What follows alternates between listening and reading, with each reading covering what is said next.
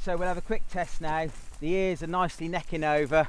We'll pull a head off and rub it in our hands. This field of wheat should be ready for harvest this week. Scrub the chaff, get the grain of wheat, blow the chaff away, and I can tell straight away that this is not dry, fit enough for combining. Quick bite, that's probably 18, might even be 20% still. We need that below 14.5 to sell.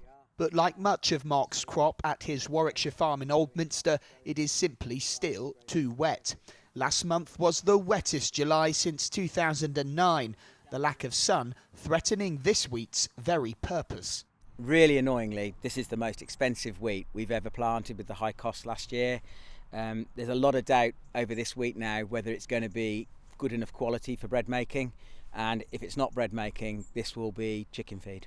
If that happens, Mark estimates he'll lose out on almost £50,000. We're just going to have a quick look at some oilseed rape straw.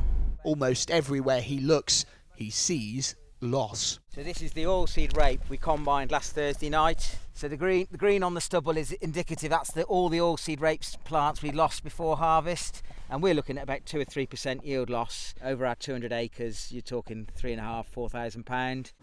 This is a world away from harvest last year. The UK was experiencing some of the driest and hottest farming conditions in living memory. By the 25th of July last year, 68% of the country's oilseed rape had been harvested. This year, by that same date, only 21 had been taken up. But farmers in the West Midlands are ahead at 35%, roughly the 5-year average. This shed of barley should be nearly full by now. Instead, they've only been able to harvest around a third. And what they have got is too wet, so it's been spread out in the shed so it can be aerated from underneath. It's not as if farmers have had an easy ride recently. They've lost EU subsidies since Brexit, and that money hasn't been made up by schemes to help the environment. Here, the government pays Mark not to farm this field, instead giving it back to wildlife, but creating little incentive to produce food.